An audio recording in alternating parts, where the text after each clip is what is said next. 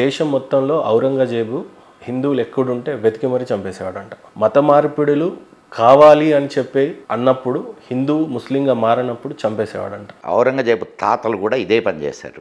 ఔరంగజేబు తాతలు కూడా ఇదే పని చేశారు. ఎవరు కాకపోతే ఔరంగజేబు కనిపించాడు, వాడు కనిపించలా. అక్బర్ చేసింది అదే పని, బాబర్ చేసింది అదే పని. శివాజీ హయాంలో ఒక అతను నేను మళ్ళీ మారాలనుకుంటాను లేదా చావాలనుకుంటాను అంటాడంట. విజయనగర సామ్రాజ్యాన్ని స్థాపించింది ఎవరు?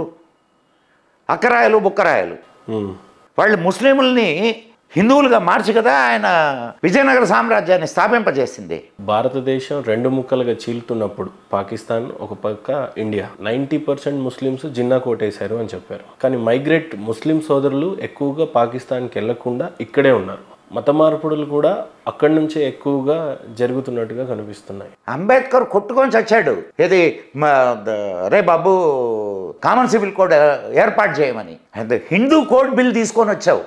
హిందూ కోడ్ బిల్ తీసుకొని వచ్చి హిందువులకు బహుభార్యాత్వాన్ని నిషేధించావు. మనం ఇందాక చాలా గొప్పగా చెప్పుకున్నాం, ప్రపంచం మొత్తంలో మిగిలి ఉన్న సంస్కృతి ఇదే అని.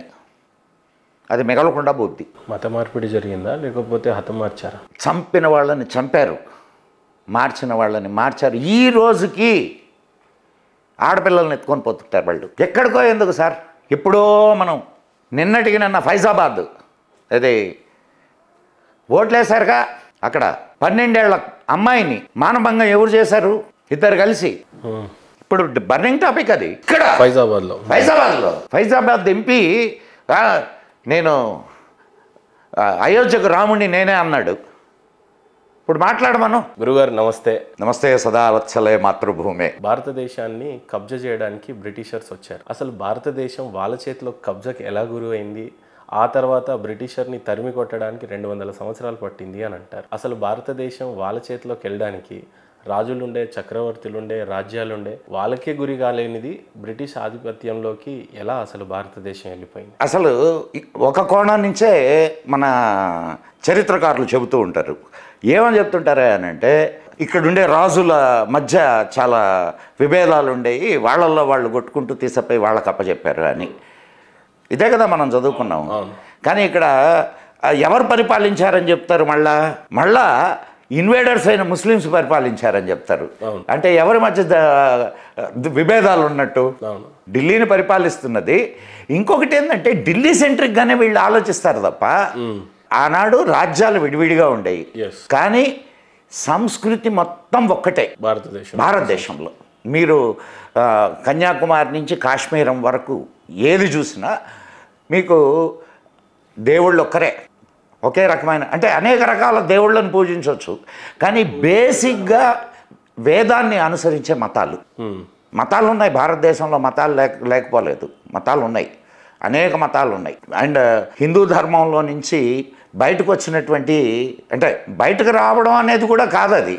ఇప్పుడు ఒక కల్చర్ని మనం ఏర్పాటు చేసుకున్నాం, మీకు ఒక మంచి థాట్ వచ్చింది, సో ఆ థాట్ని మీరు ఇంట్రడ్యూస్ చేస్తూ ఇదయ్యారు. అంటే అట్లా ప్రివేల్ అయినాయి మతాలన్నీ కూడా.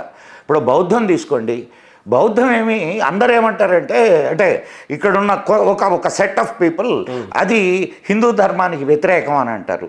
కానీ బుద్ధుడు చెప్పిన అన్నీ హిందూ ధర్మంలో ఉన్నటువంటి సూత్రాలే. అయితే ఆయన చేసిన గొప్పతనం ఏంటంటే ఆయన ప్రజల భాషలోకి చెప్పాడు, అది గొప్పతనం. అండ్ ఇంకొకటి, ఇప్పుడు ఒకటి మహేందర్ గారు జాగ్రత్తగా ఆలోచించండి. ఒక ప్రవాహం పోతూ ఉంది, అనేకమైనటువంటి నదులు దాంట్లో కలుస్తుంటాయి, మురుగు కాలువలు కూడా వచ్చి కలుస్తుంటాయి. సో కొన్ని అనాచారాలు కలుస్తుంటాయి. అయితే ఈ ధర్మంలో ఉన్నటువంటి గొప్పతనం ఏందనంటే తన తప్పుల్ని తాను తెలుసుకొని వాటిల్ని సరి చేసుకోవడానికి ప్రయత్నిస్తూ ముందుకు సాగేటటువంటి ధర్మం భారతీయ ధర్మం. కాబట్టే ప్రపంచంలో ఉండేటటువంటి అన్ని సంస్కృతులు నాశనం అయిపోయినా చూడండి, ఏదైనా ఓల్డ్ సంస్కృతి ఇంకా మిగిలి ఉంది అనేది ఏదైనా ఉందా? లేదు లేదు. ఒకే ఒక్క సంస్కృతి భారతీయ సంస్కృతి. దాన్ని సనాతన సంస్కృతి అనండి, భారతీయ సంస్కృతి అనండి, హిందూ సంస్కృతి అనండి, what ever you want to call it. కారణం ఏంటంటారు? కారణం ఏంటంటే దీనికి ఒక పెద్ద అద్భుతమైనటువంటి విషయం ఏంటంటే ఎటువంటి వాళ్ళు వచ్చినా దీంట్లో అబ్జర్వ్ అయిపోతారు. మన దేశానికి ముస్లిం ఇన్వేడర్స్ కొత్త కాదు, అంతకు ముందు కూడా చాలామంది వచ్చారు. హూణులు, శకులు, బర్బర్లు వీళ్ళందరూ వచ్చారు. ఒక పక్క చక్రవర్తులు పాలిస్తున్నారు, రాజులు రాజ్యాలు కట్టించుకొని సపరేట్గా పాలించుకుంటా ఉన్నారు. ఈ క్రమంలో అసలు బ్రిటిషర్ భారతదేశం వైపు ఎలా వచ్చాడు, ఎలా చెప్తాను వస్తాను, అక్కడికే వస్తాను, మీరు చెప్పిన దగ్గరికే వస్తాను. మొట్టమొదట వాళ్ళు ఇక్కడికి ఏదో పరిపాలించాలని ఇదని రాలా. భారతదేశాన్ని సోనేకి చిడియా అంటారు. సోనేకి చిడియా అంటే బంగారు పిచ్చుక. బంగారు పిచ్చుక అంటారు దీన్ని. చిడియా చిడియా బంగారు పిచ్చుక. కారణం ఏంటంటే ఇక్కడ అద్భుతమైనటువంటి ఉత్పత్తులు ఉండేవి అండ్ అద్భుతమైన కల్చర్ ఉండేది. ఇక్కడి నుంచి 33% జీడిపి, ప్రపంచం మొత్తం ఎగుమతుల్లో 33.5% భారతదేశం నుంచి ఎగుమతులు అయ్యాయి. అప్పుడు మీకు ఒక్క చిన్న విషయం మహేందర్ గారు, ఇక్కడ ప్రతి ఇల్లు ఒక పరిశ్రమ, అది చిన్నది కానివ్వండి పెద్దది కానివ్వండి. కొన్ని ఊర్లు మీరు ఇప్పటికీ తీసుకోండి, ఆ కల్చర్ ఉంది ఇప్పటికీ. కొన్ని కల్చర్స్ అట్లే ఉన్నాయి. కొన్ని ఊళ్ళు అవి ప్రొడక్షన్ హబ్స్. ఎక్కడికో ఎందుకు పోవడం, ఇక్కడ మనకు చేనేత పోచంపల్లి ఇట్స్ ఏ చేనేత హబ్. సో అట్లా గ్రామాలు ఉండేవి. చాలా బాగా చెప్పారు. ఇండియన్ దీన్ని అంటే లోహం అంటే మీన్ ఇనుమును తయారు చేసేది చాలా ప్రత్యేకమైనటువంటి సిస్టమ్ భారతదేశానికి. చాలా ప్రత్యేకమైన సిస్టమ్. ఇక్కడ కత్తులు తయారు చేసేవాళ్ళు. భారతదేశపు కత్తులు ప్రపంచవ్యాప్తంగా చాలా ప్రసిద్ధి పొందిన కత్తులు. కారణం ఏంటంటే ద మెల్టింగ్ ప్రాసెస్ ఏదైతే ఉందో అది ప్రత్యేకమైన ప్రాసెస్ ఇక్కడ. ఇది అంటే మీరు సైంటిఫిక్ ఇవన్నీ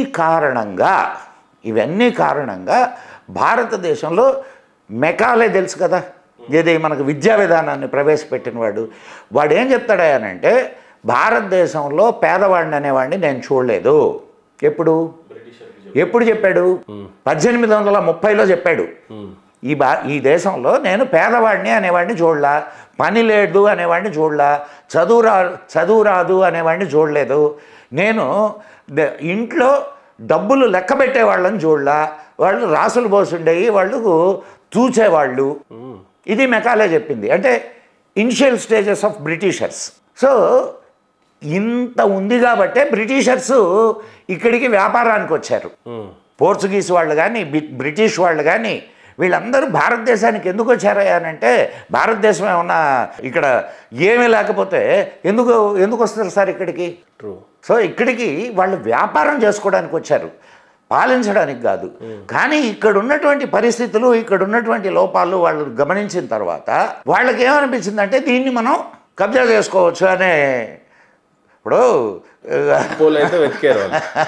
లూప్ హోల్స్ అన్నింటినీ పట్టుకొని ఇక్కడ రాజులతోటి, ఇప్పుడు విదేశాల నుంచి ఇక్కడ మనం చేయలేని వాటిని కొన్నిటిని వాళ్ళు తీసుకొని వచ్చి ఉండొచ్చు ఇక్కడికి. ఇప్పుడు ఇప్పటికి కూడా మనకు విదేశాల మీద బాగా మోసెక్కువ కదా, ఈనాటికి కూడా మనమేమి ఎక్సెప్షన్స్ ఏం లేవు. వాళ్ళు ఇక్కడికి తీసుకొని వచ్చి అమ్ముకుంటూ వాళ్ళు ఇక్కడున్న పరిస్థితుల్ని వాళ్ళకు అనుకూలంగా మలుచుకున్నారు. ఇప్పుడు మీరు ఒక రాజ్యానికి రాజు, నేను ఒక రాజ్యానికి రాజు, మీ దగ్గరకు వచ్చి మా దగ్గర ఆయుధ సంపత్తి ఇదంతా ఉంది, మాకు వ్యాపారం చేసుకుంటాం ఇక్కడ. ఇప్పుడు ఇంతకుముందుకి ఇప్పటికీ తేడా ఏంటంటే అప్పుడు వ్యాపారులు సొంత సైన్యాన్ని మెయింటైన్ చేసేవాళ్ళు. మనవాళ్ళు వెళ్ళినా కూడా వాళ్ళకు సొంత సైన్యం ఉండేది. మన వాళ్ళు జాంజిబార్ దీవుల దాకా వెళ్ళి వ్యాపారం చేసేవాళ్ళు, సొంత సైన్యాలు ఉండేవి వాళ్ళకి. ఇది వాళ్ళ నావల్లోనే వాళ్ళు సైన్యంతో సహా వెళ్ళేవాళ్ళు. గురుగారు, ఇక్కడ చిన్న డౌట్ ఏంటంటే బ్రిటిషర్స్ వచ్చేటప్పుడు చక్రవర్తులు ఉండేవాళ్ళు, రాజ్యాలు ఉండేవి. దాన్ని బ్రేక్ త్రూ చేసింది మాత్రం బ్రిటిషరే. లాస్ట్కి వచ్చి మొత్తం భారతదేశాన్ని కబ్జా చేసింది బ్రిటిషరేనా? ఏ రకంగా చూడాలి? ఇది మాత్రం మీరు ఒకటి టేక్ ఇట్ గ్రాంటెడ్. భారతదేశం మొత్తాన్ని అంటే కాశ్మీర్ టు కన్యాకుమారి ఏ ఒక్కడు పరిపాలించలా, take it granted, including Britishers.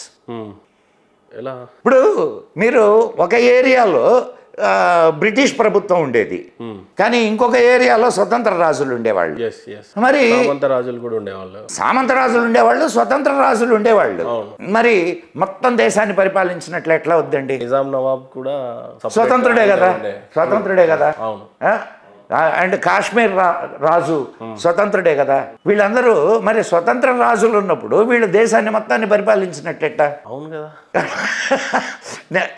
నేను చెప్పిన దాంట్లో లాజిక్ ఉందా లేదా? సూపర్, అవును, ట్రూ కదా. భారతదేశాన్ని అంతా ఒకటి చేశారు, ఒకటి వాళ్ళు చేయలా.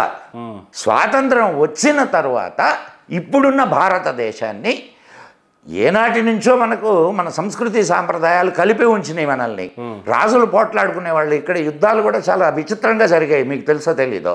ఇక్కడ 2 సైన్యాలు మాత్రమే పోట్లాడుకునేవి తప్ప ప్రజలకు ఏమాత్రం హాని జరిగేది కాదు, ఏమాత్రం టచ్ కూడా చేసేవాళ్ళు కాదు.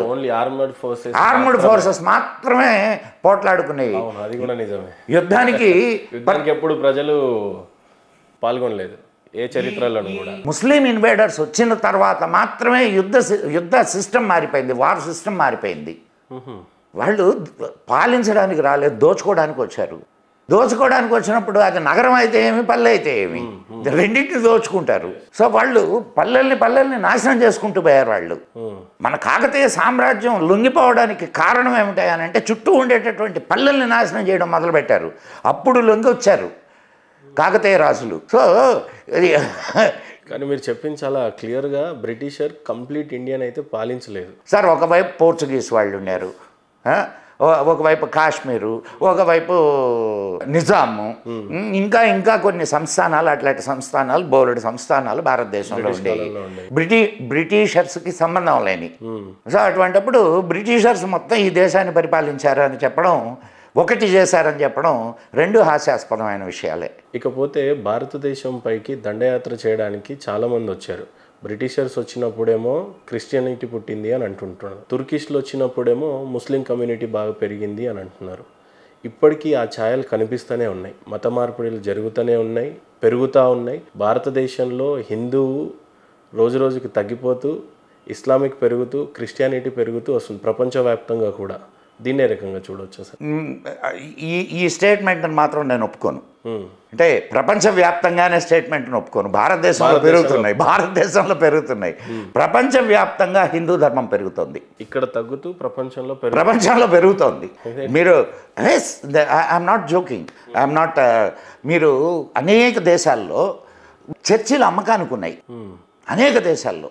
మీరు ఒకసారి స్టేట్మెంట్స్ కానీ అంటే వాళ్ళ గణాంకాలు కానీ తీస్తే చర్చిలకు వెళ్ళేటటువంటి వాళ్ళు చాలా తగ్గిపోయారు. కారణం ఏంటంటారు?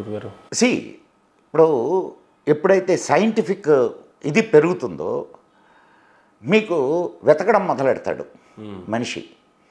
వెతకడం మొదలెట్టినప్పుడు ఏది నిజం, ఏది తప్పు, ఏది అబద్ధం అనేది వాళ్ళకి తెలుస్తుంది, ఖచ్చితంగా తెలుస్తుంది. మీరు ఇది చేసుకోవాల్సిన అంటే ఇవాల్యుయేట్ చేసుకోవాల్సిన పనిలే.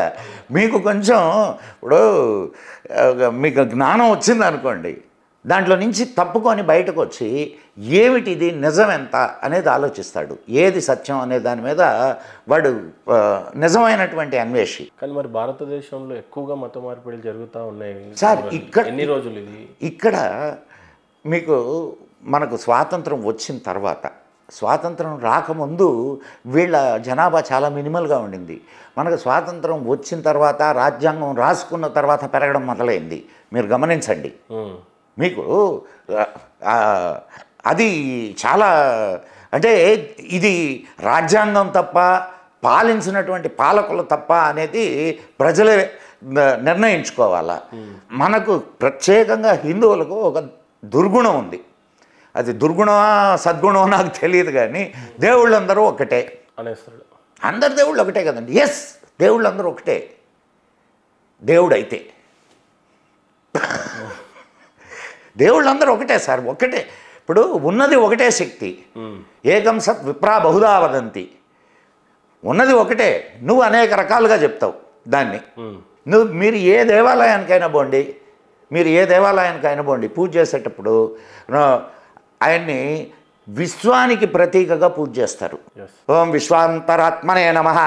ఏ దేవుడైనా, అది శివాలయం కానీ, విష్ణాలయం కానీ, అమ్మవారి ఆలయం కానీ, ఏదైనా సరే, లేదు మనకున్నాయి కదా, విష్ణు సహస్రనామాలు ఉన్నాయి, అండ్ లలితా సహస్రనామాలు ఉన్నాయి, లేదు అష్టోత్తరాలు ఉన్నాయి. మీరు చూడండి, దాంట్లో అనేక మంత్రాలు విశ్వాత్మకు సంబంధించినటువంటి మంత్రాలు. అంటే ఆ విశ్వాత్మ గుణాలని మనం పూజిస్తున్నటువంటి దేవుడికి ఆపాదించుకొని మనం పూజిస్తున్నాం. ఎందుకనంటే ఈ మొత్తం విశ్వాన్ని మీరు ఇమాజిన్ చేయలేరు కదా, అవునా కదా సార్? సో ఇది మన ఆలోచన. దీంతో ఏమైంది, సామాన్యుడికి అధ్యయనం తక్కువ ఉంటుంది. ఇప్పుడు వాళ్ళ స్క్రిప్చర్స్ని మన స్క్రిప్చర్స్ని కానీ చదివితే ఏది అనేది తేలిపోద్ది, నిజాలు తెలుస్తాయి. మనం చదవం కదా, చెప్పింది వింటాం. మనకు వినడం చాలా బాగా అలవాటు, చాలా ఈజీ కూడా అయిపోయింది తెలుసుకోవడం కన్నా. సో ఇప్పుడు ఏమవుతుంది, మీరు ఆలోచించండి. మీ దగ్గరికి వచ్చి నేను పదే నేను చెప్తూ వచ్చాను అనుకోండి. జనరల్గా మన వాళ్ళు చెప్తూ ఉంటారు, Islam mean on the sword it was established, and Christianity it's on the bribe. వాళ్ళు చాలా అందరు చెప్తుంటారు, వాళ్ళు చాలా హాస్పిటళ్ళు కట్టించారు, చాలా సేవా కార్యక్రమాలు చేస్తున్నారు. నీ హిందూ సేవా కార్యక్రమాలు చేయడానికి నీకు అవకాశం ఎక్కడిచ్చింది?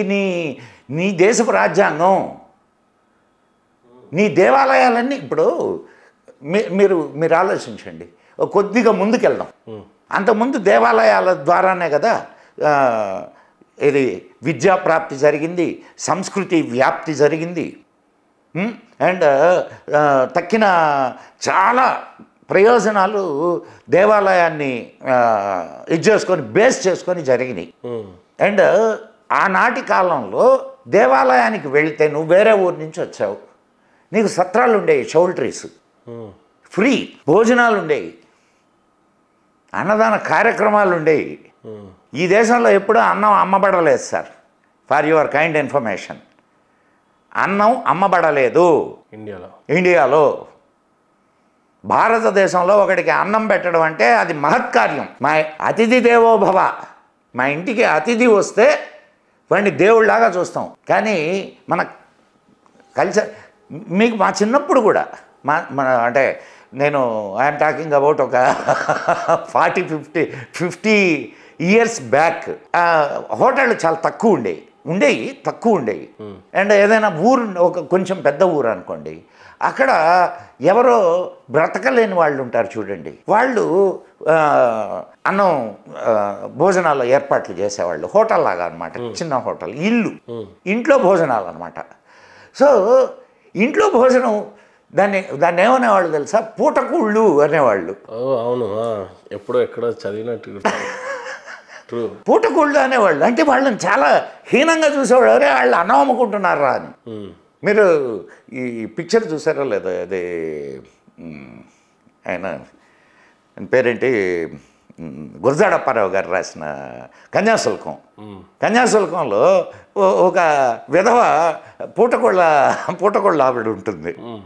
వాళ్ళని చాలా తక్కువ స్థాయిగా చూసేవాళ్ళు. కారణం ఏంటంటే అన్నం అమ్ముకుంటున్నారు. మరి అప్పట్లో అంటే నేను మీకు ఊరికే మనం ఒక దీని మాట్లాడుకుంటున్నాం కాబట్టి చెప్తున్నా.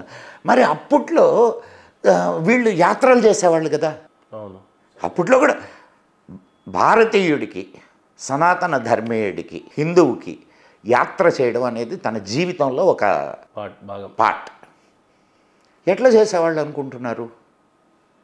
ఇప్పుడు ఇక్కడి నుంచి కాశీ దాకా పోయేవాళ్ళు. కాశీ దాకా ఎట్లా పోయేవాళ్ళు ఆలోచించండి మీరు. ఏదో ఒక సిస్టమ్ ఉండాలిగా. ఏంటి ఆ system? I will tell you that system. కాశీకి పోవాలా, ఒకరు ఇద్దరు బయలుదేరరు, ఒక గ్రూప్గా బయలుదేరుతారు. అనేక కులాల వాళ్ళు అందరూ కలిసి బయలుదేరుతారు.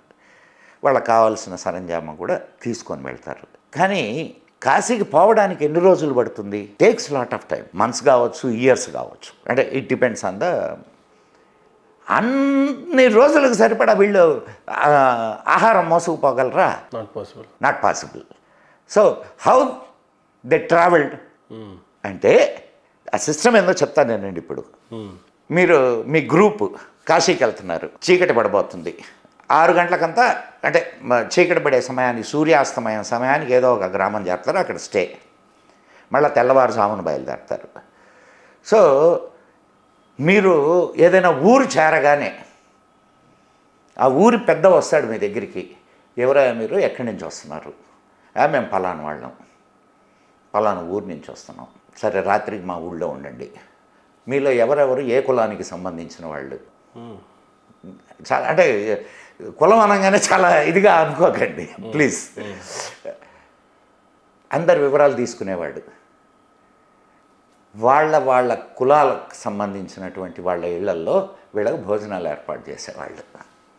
వాళ్ళు అతిథుల్లాగా వీళ్ళని దేవుళ్ళలాగా, అయ్యా మా ఇంటికి వచ్చారయ్యా అతిథులు ఇయ్యాల. ఎందుకంటే అడుగు తినేవాళ్ళు లేడు కదా ఆనాటి కాలంలో. వివక్ష కూడా ఉండదు. సో నైట్ భోజనం చేసేవాళ్ళు అందరూ దీని క్రింద పడుకునేవాళ్ళు, మళ్ళీ ఉదయాన్నే లేచి బయలుదేరేవాళ్ళు. ఎంత గొప్ప కల్చర్ కదా, ఎంత గొప్ప కల్చర్ ఆలోచించండి. అండ్ రైట్, ఫినాన్షియల్ ఇష్యూస్ ఏం చేసేవాళ్ళు తెలుసా? మా ఊళ్ళో ఉండే క్వారంటైన్ దగ్గరికి పోయేవాళ్ళు. క్వారంటైన్ దగ్గరికి పోయి అయ్యా కాశీకి పోతున్నాం, మాకు అక్కడ డబ్బులు కావాలి కదా, అక్కడ ఏదైనా పూజలు చేయడానికి, ఏదైనా దేవుడికి దక్షిణ ఇవ్వడానికి డబ్బులు కావాలా. అక్కడుండే కరెన్సీ ఇక్కడుండే కరెన్సీ ఒకటి కాదు కదా. సో ఈ క్వారంటైన్ ఏం చేస్తాడంటే కాశీలో ఉండే ఒక వ్యాపారికి లెటర్ రాసిస్తాడు అనమాట. ఇదిగో ఈయనకి ఇంత ఇయ్యి అని. ఈయన ఏది గ్రామస్తుడు వైశ్యుడికి డబ్బులు ఇచ్చేస్తాడు. అక్కడ తీసిపోయి చీటీ చూపిస్తే ఆయన డబ్బులు ఇస్తాడు, అక్కడ వాడుకోవచ్చు నువ్వు. ఎక్స్చేంజ్ అనమాట. అవును, నేను చిన్నప్పుడు కూడా చాయ్ షాపులలో చిల్లర లేకపోతే ఒక సిగరెట్ ప్యాకెట్ కాగితం చించి దాని మీద రాసిచ్చేసేవాడు. అంటే ఉంది ఆ కల్చర్. True true. తర్వాత ఎప్పుడో వీళ్ళిద్దరు కలుస్తారు. ఏది కాశీ వైద్యుడు, కాశీ వ్యాపారి, మన ఊరి వ్యాపారి కలిసినప్పుడు ఆ చీటీలు ఎక్స్చేంజ్ చేసుకుంటారు. చేసుకొని ఫినాన్షియల్ ఇవన్నీ కూడా వాళ్ళు చూసుకుంటారు.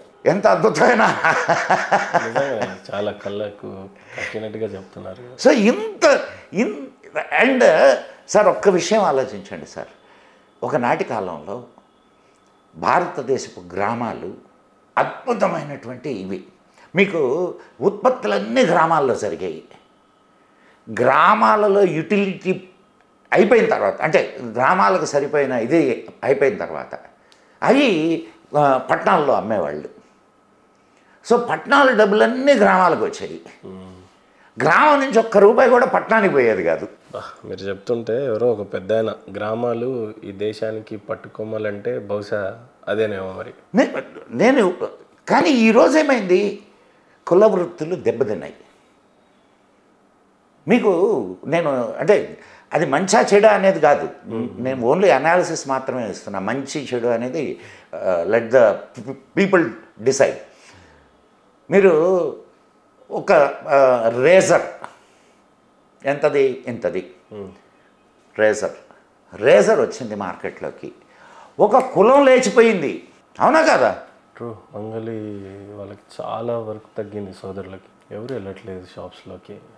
వాషింగ్ మిషన్ వచ్చింది, ఇంకొక కులం లేచిపోయింది. చాకలి తమ్ముళ్ళు. స్టీల్ గిన్నెలు తయారు చేసే కంపెనీ వచ్చింది, ఇంకొక కులం కన్సరా అనే కులం లేచిపోయింది, అవునా కదా? పెద్ద పెద్ద ఈ మిల్లులు వచ్చినాయి, నేతన్నలు వెళ్ళిపోయారు. అది చీర శిల్పం సార్. నేతన్న ఒక శిల్పాన్ని, మీకు మనం ఏం పోగొట్టుకున్నామో చెప్తాయనండి. ఇప్పుడు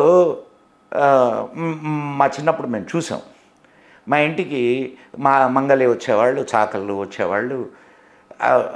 వాళ్ళ ఇంట్లో, మా ఇంట్లో మనుషుల్లానే ఉండేవాళ్ళు తప్ప వాళ్ళు గడ్డంగిస్తూ వాడు ఊరి వార్తలన్నీ చెప్పేవాడు. ఈమె చాకలి వాళ్ళు గుడ్డలు తీసుకుంటూ ఆ ఊళ్ళో ఉండే వార్తలన్నీ ఆడవాళ్ళకి చెప్పేవాళ్ళు.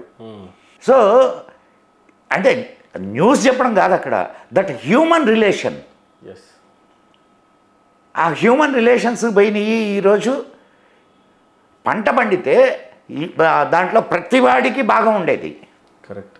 అది గొప్పదా ఇది గొప్పదా అనేది కాదు, నేను అప్పుడే ఉన్నది చెప్తున్నా. నేను ఇప్పుడు ఒక నేతన్న మానేసి నేత మిల్లులో కూలోడుగా చేరాడు. క్రియేటర్గా ఉండాల్సిన వాడు వెళ్ళి లేబర్గా పనిచేయటం. ఎటువంటి క్రియేటివిటీ ఉండేది భారతదేశంలో? చీర కట్టుకుంటే అదొక శిల్పం. మంచినీళ్ళు గ్లాసు తయారు చేస్తే అద్భుతంగా తయారు చేసేవాళ్ళు గ్లాసు. నువ్వు ఏ పని తీసుకోండి, మీకు ఇంకొక చిన్న ఉదాహరణ ఇక్కడ చెప్తాను మీకు. అంటే మనం ఏం కోల్పోయాం అనే దానికి అద్భుతమైన ఉదాహరణ స్వామినారాయణ్ తెలుసు కదా మీకు. స్వామినారాయణ్ కల్ట్ వాళ్ళు టెంపుల్స్ కట్టించాలా అనుకున్నారు. టెంపుల్స్ కట్టించాలా అనుకొని చూస్తే ఆనాటి పనితనం ఉన్నటువంటి శిల్పులు ఎవ్వరు లేరు. ఎవరున్నారు? లేరు.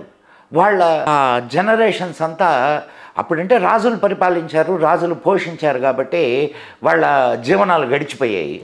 కానీ ఆ తర్వాత ప్రజలే రాజులైన తర్వాత వాళ్ళ జీవన గమ్యం ఎట్లా? సో వాళ్ళు అనేక మంది రిక్షాలు తోలుకునేవాళ్ళు, ఆటోలు తోలుకునేవాళ్ళు, లేదు ఇతర వృత్తుల్లోకి వెళ్ళిపోయారు వాళ్ళ తర్వాత జనరేషన్స్. వీళ్ళు ఏం చేశారు అనంటే అటువంటి కుటుంబాలు ఏ ఉన్నాయని ముందు ఐడెంటిఫై చేశారు. చేసి వాళ్ళల్లో పిల్లల్ని తీసుకొని వచ్చారు, పిల్లలకి ట్రైనింగ్ ఇచ్చారు. ట్రైనింగ్ ఇచ్చి వాళ్ళ చేత ఇప్పుడు ప్రపంచవ్యాప్తంగా గుళ్ళు కట్టిస్తున్నారు. మన అబుదాబిలో కట్టారు కదా, అద్భుతం. మీరు ఢిల్లీకి వెళ్ళి చూడండి, ఢిల్లీ అక్షర్ధామ్ అసలు అద్భుతం. చూసారా? ఒక్క ఆర్చి ఉంటుంది, దాని మీద 900 నెమళ్ళు. మీరు లోపలికి వెళ్ళి అట్లా చూస్తే అదొక అంటే అద్భుత ప్రపంచం. కారణం ఏంటంటే ఆ జీన్ ఇంకా ఫ్లో అవుతుంది, ఆ స్కిల్స్, ఇది ఆ కళా హృదయం అవి ఇంకా వాళ్ళల్లో దాగి ఉన్నాయి. వాటిల్ని మళ్ళా జస్ట్ ఒక చిన్న అవకాశం ఇస్తే అన్నీ మళ్ళీ బయటకు వస్తాయి. ఈ దేశంలో విశ్వకర్మలు ఎంత అద్భుతాలు సృష్టించారు సార్. ప్రతి ఒక్కరు వాళ్ళ వృత్తుల ద్వారా అద్భుతాలు చూపించారు ఇక్కడ భారతదేశంలో. కాబట్టి ఇది సోనేకి చిడియా అయింది. బ్రిటిష్ వాడు వచ్చి ఇక్కడ పాలించాడు అని అంటే వాళ్లకు రాజకీయాలతో సంబంధం లేదు. రాజుకు పన్ను కట్టాల్సి ఉంటే కడతారు అంతే. ఏ రాజు అనేది రాజులు తెలుసుకోవాలా. కానీ బ్రిటిష్ కూడా ఎంత గొప్పోడు సార్. అసలు మన దేశంలో పండిన పంటకి వాడికి ఎవడో శిస్తు కట్టించుకున్నాడంటే అదేం బెదిరింపు, అదే అసలు నాకు అసలు అర్థం కాలేదు. అది కాదు మీకు, నాకు అప్పుడప్పుడు మనోళ్ళు వచ్చారు సార్, వాళ్ళు మనకు రైల్వేస్ ఇచ్చారు కదా సార్, మనకు అది ఇచ్చారు కదా సార్, మనకి ఇది ఇచ్చారు కదా సార్, మంచి కల్చర్ ఇచ్చారు కదా సార్ అంటే నాకు నవ్వు వస్తుంటుంది. నేను అప్పుడప్పుడు ఈ కథ అక్కడక్కడ చెప్తుంటాను నేను. అంటే ఒక ఇంట్లో దొంగలు పడి అన్నీ దోచుకొని పోయారు. వాళ్ళు ఒక నిచ్చెన గుణపం తీసుకొని వచ్చారు. వీళ్ళు ఇల్లు గల్లోడు వెళ్ళి ఉదయాన్నే పోలీసులకి చెప్పారు, అయ్యా మా ఇంట్లో దొంగలు పడ్డారని. పోలీసులు వచ్చి మొత్తం అన్నీ రాసుకున్నారు. వీళ్ళు దొంగలు వెళుతూ ఆ నిచ్చెన్ని ఆ గుణపాన్ని అక్కడే వదిలేసి వెళ్ళారు. పోలీసు వాళ్ళు చూసారా మీరు ఎంత అదృష్టవంతులో, దొంగలు వాళ్ళనిచ్చినా వాళ్ళ గుణపం ఎక్కడ వదిలేసి వెళ్ళారండి. సంపద అంతా పోయింది. కానీ అట్లా దోచుకోవడానికి ఏర్పాటు చేసిన సదుపాయాలని వదిలిపోయారు కాబట్టి వాళ్ళు గొప్పవాళ్ళు. దోచుకున్న సంగతి కనిపించలే. 700 నావలలో భారతదేశంలో దోచుకున్న సొమ్ముని కలకత్తాని ఇన్వైట్ చేసిన తర్వాత, అంటే బెంగాల్ని ఇన్వైట్ చేసిన తర్వాత 700 నావల్లో పంపించారు సంపదని. మీకు ఇంకొక ఆశ్చర్యకరమైన విషయం చెప్తానండి, ఆ నావల్ని ఇక్కడే అద్దెకి తీసుకొని పంపించారు. ఇంకేముంది సార్, వీళ్ళు చెప్పే బొచ్చులో రైల్వేస్ కట్టారు, ఏదో రెడ్ ఫోర్ట్ కట్టారు, ఏదో పెద్ద పెద్ద భవనాలు కట్టారని చెప్పి. ఈరోజు ఈ దోపిడీదారులు లేకుండా కానీ ఉంటే భారతదేశం అసలు మీరు ఊహించలేరు. మామూలుగా మీకు నేను ఇందాక నుంచి చెప్తున్నది అదే. సపోజ్ అంటే ఇది ఏదో జరుగుతుందని ఇట్లని కాదు, పెద్ద పెద్ద ఉత్పత్తి కేంద్రాలు లేకుండా ఇక్కడ ఉన్నటువంటి చిన్న చిన్న ఏది గ్రామీణ వాళ్ళకి మెకనైజ్డ్ సిస్టమ్స్ ఇచ్చి వాళ్ళకి దాంట్లో తర్ఫీదునిచ్చి ఉత్పత్తులు చేయిస్తే అసలు ఎంత ఉత్పత్తి అవుతుందో ఆలోచించండి మీరు. ఎవడైనా ఒకడు పని కోసం మీ దగ్గరకు వస్తాడా? రాడు. పని ఇప్పుడు ఇక్కడ అంటే ఆనాటి గ్రామీణ విధానంలో సెలవు రోజులు లేవు, పని గంటలు లేవు, నువ్వు 8 గంటలే పని చేయాలా 7 గంటలే పని చేయాలా లేవు. 6 నిమిషాలు ఇష్టం ఉంటే ఇంట్లో సార్ తిన్నాడు, ఒక గంట పడుకున్నాడు, మళ్ళీ లేచి కూర్చున్నాడు, పని చేసుకుంటున్నాడు. రోజుల్లో గోల్డ్ స్మిత్ కూడా చేసేది అదే, తింటాడు ఇంట్లోనే. మీరు ఆలయాల మీద శిల్పాలు చూసారా? చాలాసార్లు అనుకుంటుంటాం అసలు ఇది ఎలా సాధ్యం ఇది అని. ఆ శిల్పాలు మీరు అంటే గమనించాల్సిన విషయాలు గమనించండి. రైట్, శిల్పాలు అద్భుతంగా చెక్కారు, వాటికి ఆర్నమెంట్స్ ఉంటాయి చూడండి, దాని మీద కూడా ఉంటాయి. అవును, ఎంత అద్భుతమైన ఆర్నమెంట్స్ అంటే మీరు ఆ ఆర్నమెంట్స్ని ఒక శిల్పి అక్కడ చెక్కాడనంటే ఆ ఆర్నమెంట్ని ఇక్కడ వాడేవాళ్ళనే కదా. అవును, అంత అద్భుతమైన ఆర్నమెంట్స్ని ఇక్కడ వాడేవాళ్ళని కదా. మరి ఎంత స్కిల్ ఉండేది. ఇప్పుడు మన వాళ్ళు చెప్తుంటారు, మనకు చరిత్రలో కూడా కనిపిస్తుంటుంది, 16 గజాల చీరని అగ్గిపెట్టెలో బట్టే అంత చీరని తయారు చేసేవాళ్ళు అని. ఇప్పటికీ చేస్తున్నారంట అలా. అసలు దారాన్ని ఇట్లా ఇచ్చేస్తారు. ఆలోచించండి ఒక్కసారి, వాళ్ళు ఎంత కౌంట్లో ఆ దారాన్ని తయారు చేస్తుంటారు. అప్పుడప్పుడు సరదాగా ఒక కథ కూడా చెప్తుంటారు. భారతదేశపు బట్టల్ని ధరించాలని ఒక రాణి కోరుకుందట. కోరుకొని ఆ రాణి బట్టలు తెప్పించుకుంది.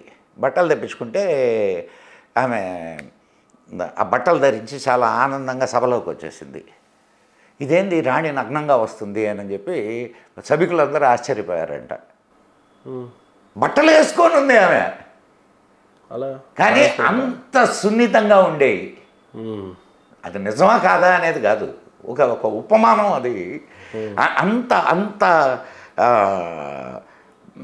బట్టలు అంత పలచగా ఉండేవి. మీకు హౌస్ ఆఫ్ కామన్స్లో ఒక అంటే అక్కడ డిబేట్స్ జరుగుతుంటాయి. ఒక బ్రిటిష్ అధికారి ఒక షాల్వాని తీసుకెళ్ళి ఇచ్చాడు. షాల్వా చాలా అద్భుతంగా ఉంది. ఈ షాల్వా నాకు 40 ఏళ్ల క్రితం ఇచ్చారు, ఈ షాలు నాకు 40 ఏళ్ల క్రితం ఇచ్చారు, ఇప్పటికీ కూడా దీని క్వాలిటీ తగ్గలేదు. ఇంకా చెప్పండి నాకు, ఇప్పుడు అసలు మనం ఊహించగలమా ఆనాటి హెరిటేజెస్ అని. ఈరోజు ఇండియాకి ఒక పెద్ద ముంపు ఏ రకంగా వస్తుంది అని అంటే, మత మార్పిడులు చాలా అత్యధికంగా జరుగుతున్న దేశం కూడా, ఇన్ఫ్యాక్ట్ ఏ దేశంలో కూడా లేదనుకుంటా మత మార్పిడి. కేవలం ఇండియానే టార్గెట్గా కనిపిస్తూ ఉంది. ప్రమాదంగా కనిపించట్లేదా మన భారతదేశం యొక్క? కనిపించట్లేదా?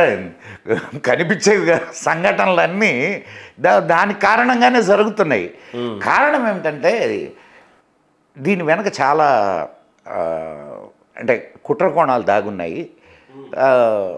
ఇప్పుడు మీరు అంటే ఎవరికో ఒకరికి తెలిసే జరుగుతుంది ఖచ్చితంగా, దీని వెనకాల ఎవరో ఉన్నారు. ఖచ్చితంగా మీకు చెప్తాను నేను. అంటే నేను పేర్లు ఇవన్నీ మాట్లాడను, మీకు నేను కొన్ని హింట్స్ ఇస్తా, మీరు ఆలోచించండి. ఈ దేశం 2గా విడిపోయింది. ఏ బేస్ మీద? మతం బేస్ మీద. అంతే సింపుల్గా చెప్పవచ్చా, ఇంకేమన్నా? అంతే. అంటే నాకు తెలియదు. లే మతం బేస్ మీద మీరు యు ఆర్ 100% కరెక్ట్. మరి మతం బేస్ మీద విడిపోయినప్పుడు ఇక్కడ ముస్లిమ్స్ ఎందుకున్నారు? అవును, నేను అదే అడుగుదాం. Is it not question? Yes. And మీకు 1946లో ఒక ఎన్నిక జరిగింది. ఇది ఆ ఎన్నిక మీకు ఈ referendum for the division of కంట్రీని అంటే దేశాన్ని 2 ముక్కలు చేయడానికి అది ఒక రెఫరెండం. ముస్లిం లీగ్ అండ్ అప్పుడుండే సిస్టమ్ ఏందంటే అంటే బ్రిటిషర్స్ సిస్టంలో 1946 చెప్తున్నాను. 1 year బిఫోర్. అప్పుడుండే సిస్టమ్ ఏంటంటే ముస్లిం ఏరియాస్లో ముస్లింలే నిలబడాలి, హిందువులు ఉన్న ఏరియాల్లో హిందువులే నిలబడాలి. హిందువులకు రిప్రజెంటేషను కాంగ్రెస్, ముస్లింలకు రిప్రజెంటేషను ముస్లిం లీగ్, జిన్నా, దీనికి గాంధీ. మీకు 94% of the Muslims in India voted for Jinnah. 94%. I can give you the ఆనాటి డేటా అంతా మీకు ఇవ్వగలను. మరి ఇక్కడి నుంచి పోయిన వాళ్ళు ఎంతమంది? Very minimal. ఇదే విషయాన్ని మన పటేల్ గారు నిండు సభలో మాట్లాడారు. వీళ్ళు రాత్రికి రాత్రి వీళ్ళ మనసులు ఎట్లా మారిపోయినాయి, ఒక్కసారిగా దేశం మీద ప్రేమ ఎట్లా పుట్టుకొచ్చింది అని ఆయన మాట్లాడాడు. ఎవరు? సర్దార్ వల్లభాయ్ పటేల్. మీకు ఆయన వాయిస్ క్లిప్ కూడా నేను ఇస్తా. ఎందుకు ఉండిపోయారు ముస్లిం? మనోళ్ళు ఉండమన్నారు. ఇంకా ఎవరు ఆనాడు ఉన్నటువంటి నాయకులు? వాళ్ళు ఉండటం వల్ల కలిగే లాభాలు ఏంటి వాళ్ళకి? వెళ్ళిపోతే మీకు ఇంకొక అద్భుతమైన విషయం చెప్తాయనండి. డివిజన్ని మన అంబేద్కర్ గారు వ్యతిరేకించారు, తెలుసా మీకు? భారతదేశ విభజనని అంటే పాకిస్తాన్ ఇండియా ఏర్పడడానికి విభేదించారు. కాని పరిస్థితుల్లో ఆయన చెప్పిన ఇంకొక మాట ఏంటంటే మొత్తం ముస్లింలను అక్కడికి పంపించమని చెప్పాడు. అయితే ఆపండి, లేదంటే ముస్లిమ్స్ మొత్తం పాకిస్తాన్కి వెళ్ళాలి. రెండూ జరగల. అవును, ఆయన చెప్పిన రెండూ జరగలుగుతుంది. రెండే విషయాల మీద అన్నప్పుడు, మతం పేరు మీదనే దేశం చీలినప్పుడు పాకిస్తాన్ అంతా అటు వెళ్ళిపోవాలి. ఈ మాటలు నేను చెప్పడం కాదు, ఆయన రాశాడు. భారత్ ఔర్ పాకిస్తాన్ కా విభాజన్ అని ఒక బుక్ ఉంది ఆయనది. అంబేద్కర్ గారి పుస్తకం ఉంది. మరి అలా జరగలేదు కదా? అలా జరగలేదు, మరి ఏంటి? ఇప్పుడు ఒక అజెండాతో ఒకరు నడుస్తున్నారు సార్. మీకు నేను ఇంకొంచెం లోతుకి వెళ్ళి నేను మాట్లాడదలుచుకోలేదు, నేను ఉన్న విషయం చెప్తున్నా. అంటే నిన్న పార్లమెంట్లో జరిగినటువంటి ఒక సంఘటన దీనికి మీకు గుర్తుగా చెప్తా. భారతదేశంలో కులగణన జరగాల, జాతి గణన జరగాల. నీ జాతి ఏందయ్యా అని మాట్లాడితే నా జాతి గురించి మాట్లాడకూడదు, తప్పు. నీ జాతి చెప్పు. ఎవరు? రాహుల్ గాంధీ మీద జరిగింది నిన్ననే కదా సార్ జరిగింది, ఫ్యూ డేస్ బ్యాక్. పార్లమెంట్లో మీ జాతి ఏదో డిక్లేర్ చేయండి అని చెప్పి అడిగితే అది చాలా పెద్ద నేరం అయిపోయింది. ఎందుకనంటే వీళ్ళు మొత్తం దేశం అంతా తిరిగి ప్రతి ఒక్కటి జాతి అడగొచ్చు. ఈయన జాతి గురించి అడిగిన ఆయన జాతిని గురించి మాట్లాడకూడదు. ఇంతకు ఏ జాతి అయినా సార్? ఫిరోజ్ ఖాన్ ఎవరో నాకు తెలీదు, వీళ్ళమ్మ సోనియా గాంధీ ఎవరో తెలీదు, అండ్ ఫిరోజ్ ఖాన్కి ఇందిరాగాంధీకి పుట్టిన వారి కొడుకు ఏమవుతాడో నాకు తెలియదు, ఈయన జాతి ఏందో నాకు తెలియదు. కాబట్టి ఇప్పుడు మీకు దేశాన్ని చీల్చిన విధానం కానీ మతం కానీ క్లారిటీ వస్తుంది. ఇంగ్లాండ్లో ఇంకొక యాంగిల్ని కూడా మీకు చెప్తాను. పెళ్లి జరిగింది ఇంగ్లాండ్లో, ఎవరిది? ఫిరోజ్ ఖాన్ అండ్ ఇందిరాగాంధీ. తెలుసా? చిన్నపిల్లలు మనం.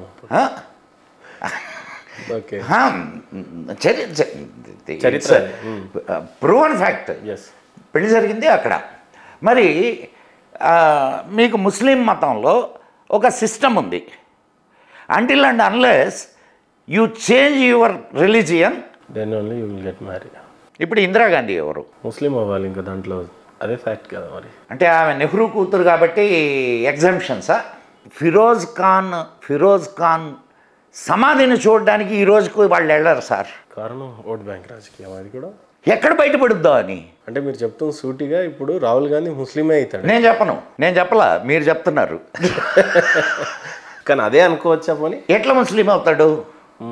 ముస్లిం కావచ్చు, ముస్లిం తండ్రి అండ్ క్రిస్టియన్.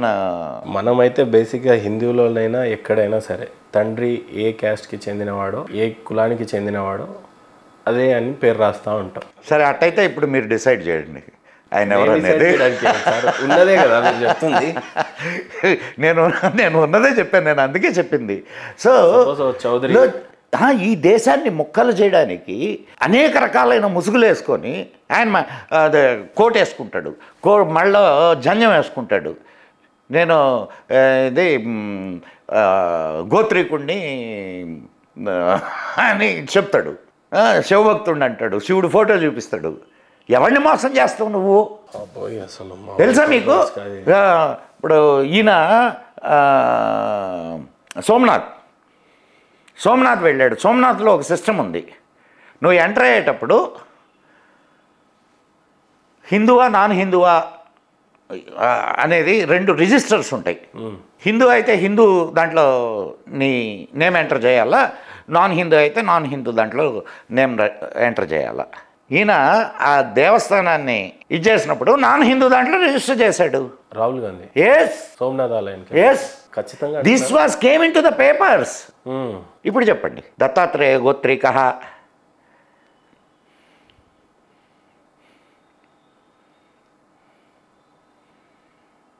ఇప్పుడు చెప్పండి సార్. జాతిని గురించి నువ్వు మాట్లాడుతున్నావు, మళ్ళీ జాతులు లేవని అంటావు, సెక్యులర్ అంటావు. సెక్యులరిజం గురించి మాట్లాడే హక్కు ఉందా మీకు? ఒక విలేకరిని పిలిచి రోడ్ షోలో నీ కులమేంది అని అడిగాడు. కారణం ఆయన్ని సపోర్ట్ చేస్తున్న అఖిలేష్ యాదవ్, ఆయన విలేకరుల సమావేశంలో నీ కులమేంది అని అడిగాడు. ఇవాడు ప్రశ్న వేస్తే మరి దీన్ని ఏమంటారు? మీరు కులాలు అడగొచ్చు, మేము అడగకూడదు మిమ్మల్ని. ఇంతకు who is Rahul Gandhi, Hindu or Muslim? Sir, let the people decide.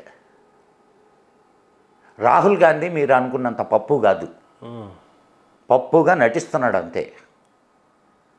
He has a very bad intentions and very bad background.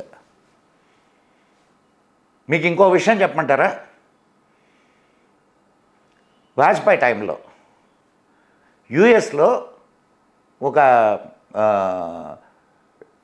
డ్రగ్స్తో సంబంధం ఉన్న అమ్మాయితో కలిసి దొరికాడు ఈయన, రాహుల్ గాంధీ. అప్పుడు వాజ్పేయి ఇది చేసి విడిపించాడు. నిన్న కంగనా రనౌత్ ఊరికినే కాదు అన్నదా మాట, డ్రగ్స్ తీసుకొని వస్తున్నావా అని.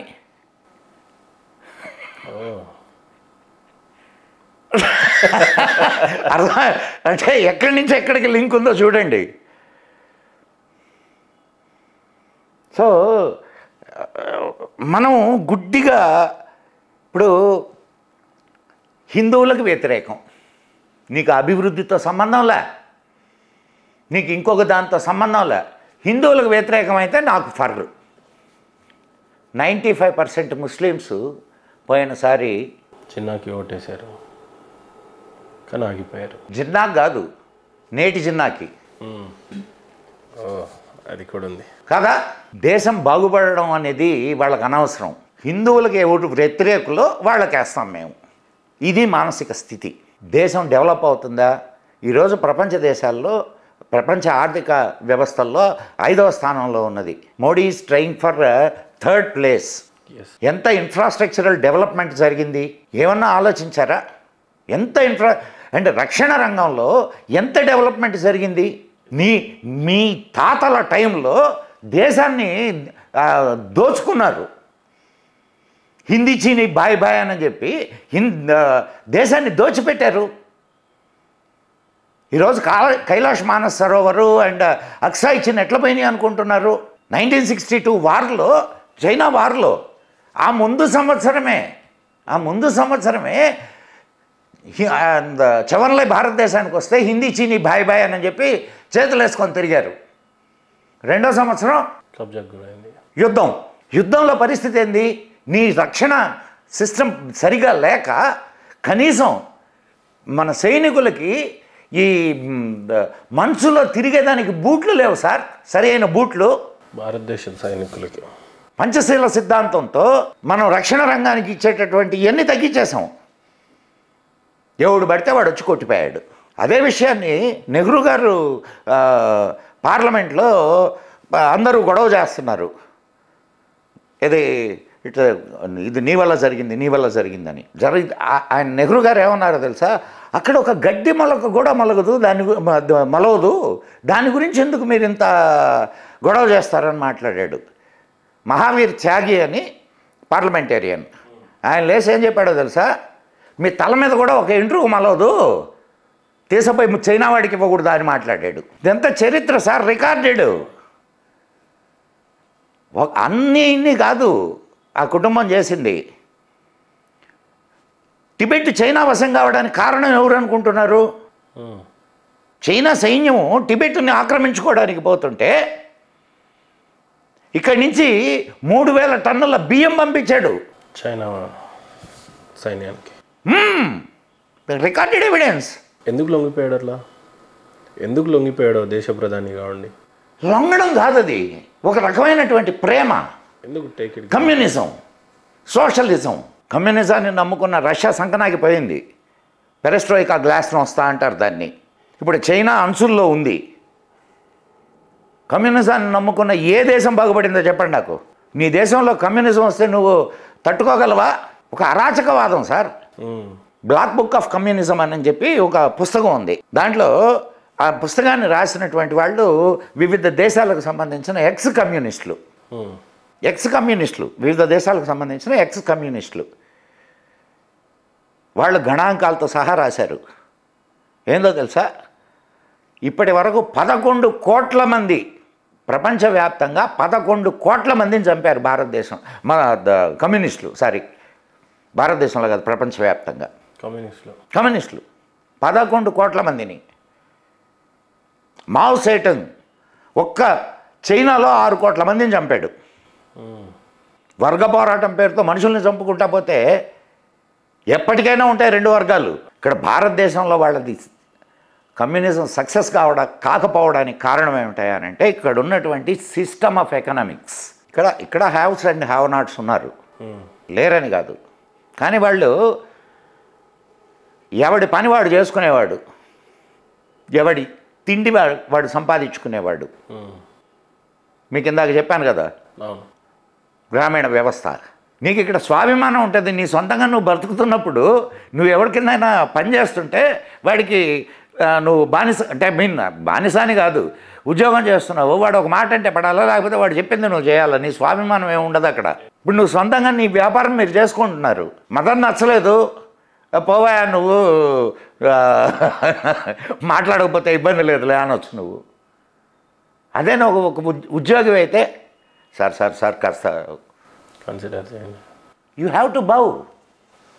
మీకు ఇంకొక ఆశ్చర్యకరమైన విషయం చెప్తానండి. భారతదేశాన్ని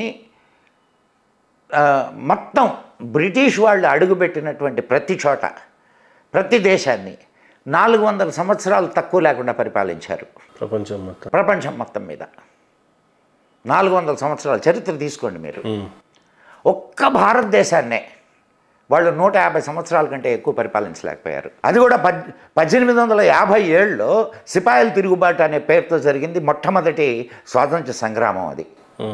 అది కానీ జరగకుండా ఉంటే, అది కానీ ఫెయిల్ కాకుండా కానీ ఉండుంటే 1857లోనే పోయి ఉండేవాళ్ళు. 1947 దాకా ఉండేవాళ్ళు కాదు.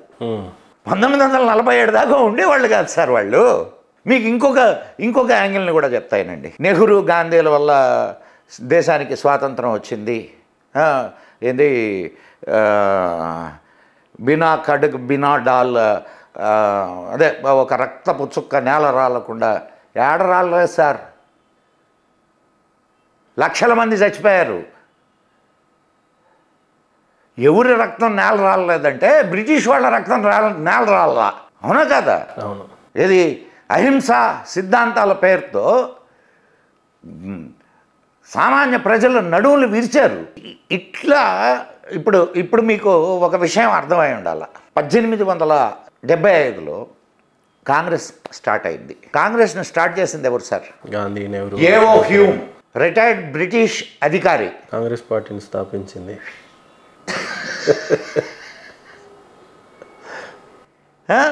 అండ్ నెహ్రూ గాంధీ, ఈయన నెహ్రూ గారి తండ్రి గారు ఎవరు సార్? కోర్టు గుమస్తా అంటారు కదా, కోర్టు గుమస్తా. అంత సంపద ఎట్టొచ్చింది సార్ వాళ్ళకి? చాలా రహస్యాలు దాగున్నాయి మహేందర్ గారు, చాలా రహస్యాలు ఉన్నాయి. చాలా వాటిల్ని మనం పబ్లిక్గా మాట్లాడుకోలేము. అండ్ ఇటువంటి ఆయన బ్రిటిషర్స్ కింద పనిచేశాడు. ఎవరు? మోతీలాల్ నెహ్రూ. మరి కొడుకుని విరుద్ధంగా ఇది చేస్తాడా? పార్టీ పెట్టనిస్తాడా? సరే సార్, ఇంకొక చిన్న అంటే ఈ టాపిక్ని ఇక్కడితో ముగించి మనం మళ్ళా మన టాపిక్కి వెళ్దాం. ఇంకొక చిన్న ఇది 1946లో ఈయన ఎవరు? నెహ్రూ గారు ప్రధానమంత్రిగా, భారతదేశానికి ప్రధానమంత్రిగా, అంటే అప్పటికి స్వాతంత్రం డిక్లేర్ చేయలే, ప్రధానమంత్రిని అంటే గెలిచారు కదా, చెప్పాను కదా ఇందాక 46 ఎన్నికలు. దాంట్లో నెహ్రూని ప్రధానమంత్రిగా ప్రమాణ స్వీకారం చేయించాడు బ్రిటిష్ వాళ్ళు. ఏమని ప్రమాణ స్వీకారం చేస్తుంటాడు సార్ నెహ్రూ? బ్రిటిష్ వాళ్ళ రాజ్యం. నెహ్రూ ప్రమాణం ఏం చేస్తుంటాడు? దేవుడి మీద ప్రమాణం చేస్తుంటాడా? రాజ్యాంగం అప్పటికి బ్రిటిష్ రాణి అధికారాలకు లోబడి బ్రిటిష్ రాణి గారి ఆధిపత్యాన్ని స్వీకరిస్తూ ఆమెకు విధేయుడనై ఉంటాను అనే కదా చెయ్యాలి నువ్వు. అలానే చేశాడా? అలానే చెయ్యాలా? నువ్వు బ్రిటిష్ తరఫున ఏర్పాటు చేయబడ్డ ప్రధానివి. బ్రిటిష్ రాణి నిన్ను ఏర్పాటు చేసింది ప్రధానిగా. నువ్వు ఏమని ప్రమాణం చేస్తావు? ఎక్కడ మొత్తం సినిమా ఇప్పుడు అర్థమైందా మీకు? ఎక్కడో మతం ముసుగులో నిజంగానే చాలా పెద్ద ఇప్పుడు వద్దాం కాంగ్రెస్ నాటి నుంచి నేటి వరకు. కాంగ్రెస్ పరిపాలించినన్ని రోజులు ఒక వర్గాన్ని కొమ్ముగాస్తూ వాళ్ళ గంపగుత్తగా పడతాయి. అండ్ ఇక్కడ చీలికలు తీసుకొని వచ్చామనుకోండి. అండ్ ఈ మధ్య ఇంకొకటి తయారయ్యాడు, జై భీమ్ జై మీమ్ అని. ఎవరు? జై భీమ్ జై మీమ్ అని మన హైదరాబాదీయుడు సదుద్దీన్ ఓవైసీ. అంటే దళితుల్ని ముస్లింల్ని కలపాల.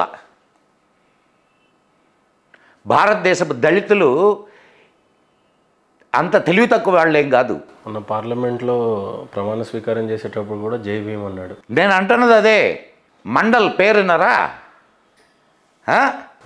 మన దేశ విభజన అప్పుడు నెత్తి నోరు కొట్టుకొని చెప్పాడు ఎవరు? మన అంబేద్కర్, నువ్వు పోబాకరా బాబు అని. ఆయన ఒక దళితుల సమూహాన్ని తీసుకొని బంగ్లాదేశ్ వెళ్ళాడు, అంటే పాకిస్తాన్ వెళ్ళాడు. ఆయనే వాళ్ళ రాజ్యాంగం రాసింది. మండల్ పాకిస్తాన్ రాజ్యాంగాన్ని. తర్వాత పరిస్థితి ఏందో తెలుసా? కలకత్తాలో ఒక చిన్న పూరి గుడిసెలో చచ్చిపోయాడు ఆయన. ఆయన తోటి తీసుకెళ్ళిన దళితులు మొత్తం ఊచకోత. మొట్టమొదట గుర్తుపెట్టుకోండి మహేందర్ గారు, భారతదేశంలో ఈ అంటే ఇదంటూ జరిగితే, ముస్లిం హిందూ కొట్లాటలంటూ జరిగితే మొట్టమొదట ముస్లింలు అటాక్ చేసేది దళిత్స్ని. ఎక్కడైనా పాకిస్తాన్లో ఉన్నటువంటి దళిత్స్ అందరూ ఏమయ్యారు సార్? కొంతమంది దళితులు అక్కడ ఉండిపోయారు. భారతదేశం విభజన నాటికి అక్కడ 23% ఉన్నారు పాకిస్తాన్లో. ఇప్పుడు నాట్ ఈవెన్ 3%. మత మార్పిడి జరిగిందా లేకపోతే హతమార్చారా? చంపిన వాళ్ళని చంపారు, మార్చిన వాళ్ళని మార్చారు. ఈ రోజుకి ఆడపిల్లల్ని ఎత్తుకొని పోతుంటారు వాళ్ళు. ఎక్కడికో ఎందుకు సార్? ఎప్పుడో మనం నిన్నటికి నిన్న ఫైజాబాద్ అదే ఓట్లేసారుగా, అక్కడ 12 ఏళ్ల అమ్మాయిని మానభంగం ఎవరు చేశారు? ఇద్దరు కలిసి. ఇప్పుడు బర్నింగ్ టాపిక్ అది. ఇక్కడ ఫైజాబాద్ ఎంపీ నేను అయోధ్యకు రాముడిని నేనే అన్నాడు. ఇప్పుడు మాట్లాడమను. మత మార్పిళ్ళు ఎంత భయంకరం. మీ కేరళ తీసుకుంటే క్రిస్టియన్ ఆర్గనైజేషన్స్ కోర్టులో కేసులు పెట్టినాయి మా ఆడపిల్లలు మాయమైపోతున్నారని. మన సినిమా వచ్చింది కదా. అవును. ఇప్పటికైనా సరి అయిన చర్యలు తీసుకోకుండా ప్రభుత్వం దీన్ని ఇలాగే కొనసాగిస్తే కొంతకాలానికి హిందువు అని, ఇప్పుడు మనం ఇందాక చాలా గొప్పగా చెప్పుకున్నాం ప్రపంచం మొత్తంలో మిగిలి ఉన్న సంస్కృతి ఇదే అని. అది మిగలకుండా పోద్ది ఇదే పరిస్థితి కొనసాగితే. కాబట్టి ప్రభుత్వం కళ్ళు తెరవాల. ప్రివెన్షన్ ఎట్లా జరిగితే బాగుంటుందంటారు? మత మార్పిడుల మీద చట్టం తీసుకురావాలా. అండ్ నిన్న యోగి తీసుకొని వచ్చాడు. తక్కిన బీజేపీ రాజ్యాలు ఉన్నాయి కదా, వాటిల్లో కూడా తీసుకురమ్మనండి ఇట్లాంటి చట్టాలు. మత మార్పిడులను అరికట్టవచ్చు. కానీ జనాభాని ఎట్లా అరికడతారు? ఇన్ఫిల్ట్రేషను. మొన్న మమతా బెనర్జీ ఏం మాట్లాడింది? మేము హిందుస్థాన్తో సఖ్యంగానే ఉంటాం అంటే ఒక సపరేట్ దేశం కోరుకుంటుందా ఏంటి? ఏమన్నా దేశమా? అది ఏమన్నా బెంగాల్ అనేది ఈమె సామ్రాజ్యమా? ఈమె మహారాణి. అండ్ కేరళ గవర్నమెంటు ఒక అంటే ఎక్స్టర్నల్ అఫైర్స్ ఆఫీసర్ని ఒక ఆమెని నియమించింది. ఎక్స్టర్నల్ అఫైర్స్ ఆఫీసర్ని నువ్వు నియమించడం ఏంది? స్టేట్ సెంట్రల్ కదా చూసుకోవాలి. ఎక్స్టర్నల్ అఫైర్స్ ఎవరిది? నీకేం సంబంధం? విభజన, దేశాన్ని మళ్ళా ముక్కలు చేయడానికి అన్ని వైపుల నుంచి సిద్ధంగా ఉన్నారు. కొంచెం ప్రశాంతంగా ఉండింది ఏది మైథిల గొడవ. మన వారు పోయి అగ్గి వేసొచ్చారు, మళ్ళా రేగింది. వాళ్లకు రాజ్యాధికారం లేకపోతే, రాజ్యాధికారం ఉన్నా నాశనం చేస్తారు, రాజ్యాధికారం లేకపోయినా ప్రశాంతంగా పాలన కొనసాగనీరు. ఒక క్యూరియాసిటీ ఏం పెట్టారంటే మైండ్లో సార్, అప్పటి నుంచి ఏం తిరుగుతుందంటే, భారతదేశం రెండు ముక్కలుగా చీలుతున్నప్పుడు పాకిస్తాన్ ఒక పక్క, ఇండియా 90% ముస్లిమ్స్ జిన్నా కోటేశారు అని చెప్పారు. కానీ మైగ్రేట్ ముస్లిం సోదరులు ఎక్కువగా పాకిస్తాన్కి వెళ్లకుండా ఇక్కడే ఉన్నారు. కుట్ర అంత ఎక్కడి నుంచి జరిగింది, ఇక్కడే వీళ్ళు ఉండడానికి జరిగింది అని ఇండైరెక్ట్గా మీరు చెప్పినట్టే. అది మత మార్పుడులు కూడా అక్కడి నుంచే ఎక్కువగా జరుగుతున్నట్టుగా కనిపిస్తున్నాయి. తర్వాత మీకు ఇంకొక విషయాన్ని మీరు గుర్తించలేదు. సరే రైట్, అందరం కలిసి ఉన్నాం, బాగానే ఉంది. నీకు స్పెషల్ స్టేటస్ ఏందండి? ఇప్పుడు మీకు రాజ్యాంగం అందరికీ ఒకటే ఉండాలి కదా. అంబేద్కర్ కొట్టుకొని చచ్చాడు, ఏది రే బాబు కామన్ సివిల్ కోడ్ ఏర్పాటు చేయమని. హిందూ కోడ్ బిల్ తీసుకొని వచ్చావు. హిందూ కోడ్ బిల్ తీసుకొని వచ్చి హిందువులకు బహుభార్యాత్వాన్ని నిషేధించావు. అండ్ అంటే అది తప్పని నేను చెప్పట్లేదు, కానీ దీనివల్ల ఏమవుతుంది, ఇక్కడేమో తంపర్లుగా జనాలు పుట్టుకొస్తుంటారు, ఇక్కడ నీకు జనాభా తగ్గిపోతుండే. వాళ్ళకేమో షరియా చట్టం, పోనీ దాంట్లో అయినా నీకు సివిల్ దాంట్లో ఏమో షరియా చట్టం, క్రిమినల్ దాంట్లో షరియా చట్టం పనికిరాదు. ద్వంద్వ నీతి కదా ఇది. అంటే మీరు బాగా ఆలోచించండి. ఒక్క వర్గాన్ని వాళ్ళ గుప్పెట్లో పెట్టుకోవడానికి వాళ్ళు అడిగినవన్నీ చేశారు. ఇక్కడ బీజేపీని అందరేమో మతంతో అంటగడుతున్నారు. బీజేపీ అంటేనే ఒక హిందుత్వ పార్టీ అని అంటున్నారు. నాకు బీజేపీ వాళ్ళంటే ఒక విషయంలో కోపం కూడా ఉందండి. మీరేమన్నా అనుకోండి, సబ్కా సాత్ సబ్కా వికాస్ అని చెప్పి వీళ్ళు మాత్రం దోచిపెట్టలా వాళ్ళకే. ఎప్పుడు తెలుసుకుంటుంది బీజేపీ?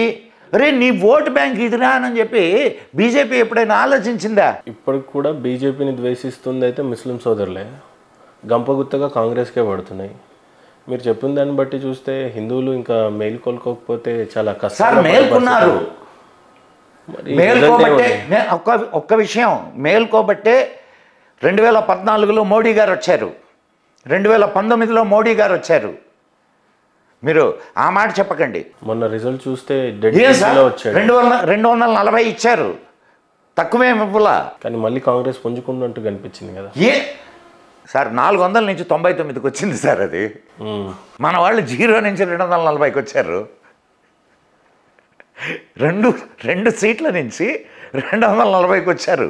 చాలా మంది రేపు బీజేపీకి ఫ్యూచర్ ఉండదు అని కూడా అంటున్నారు. నెక్స్ట్ వచ్చేది కాంగ్రెస్ అనే దానికి కూడా వచ్చేసారు. సమస్య లేదు, ఆ మాట మర్చిపోండి. ఇంకా ఏదో ఈసారి కొంచెం ఇది జరిగింది తప్ప అందరికీ ఇప్పుడు అది కూడా అర్థమవుతున్నది. ఉమ్. ఏది జరిగినటువంటి ఈ ఆ, తప్పిదాలు. అర్థమవుతుంది. అండ్ ఇది కూడా మంచిదే. నేను బీజేపీ కూడా కళ్ళు తెరుస్తుంది, ఎవరు తన వాళ్ళు కాదు అనే సంగతి Yes. బీజేపీకి అర్థం అవుద్ది. ఇప్పుడు ఎస్. ఇప్పుడు ఆయన వారికి ఆకుల్లో కాని వారికి కంచాల్లో అని చెప్పి ఒక సామెత ఉన్నది. అట్లా జరిగింది పోయినసారి, అవి జరగవు ఈసారి. ఇక్కడ ఒక విషయం గుర్తుకొస్తుంది సార్. దేశం మొత్తంలో ఔరంగజేబు హిందువులు ఎక్కడుంటే వెతికి మరీ చంపేసేవాడంట, దేవాలయాలను కొల్లగొట్టేవాడంట. మనకున్న సాంప్రదాయాన్ని, మనకున్న అంతో ఇంతో నిధులు అన్ని ఆలయంలోనే దాచేవాళ్ళు. సో ఆలయాలను ధ్వంసం చేసేవాడంట.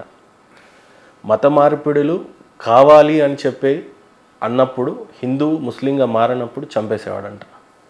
ఇక్కడ వీర శివాజీ ఔరంగజేబ్ యొక్క హిస్టరీ గురించి చెప్పాలి అని అంటే, ఆ టైంలో మత మార్పిడులు కానీ ఆలయాలను ధ్వంసం చేయటం కానీ భారతదేశం యొక్క కల్చర్ని, చరిత్రని నాశనం చేయాలని చూసినటువంటి హిందుత్వం అనే ఒక పదాన్నే లేకుండా చేయనట్టి కుట్ర శివాజీ గారు అడ్డుకున్నటువంటి పద్ధతి.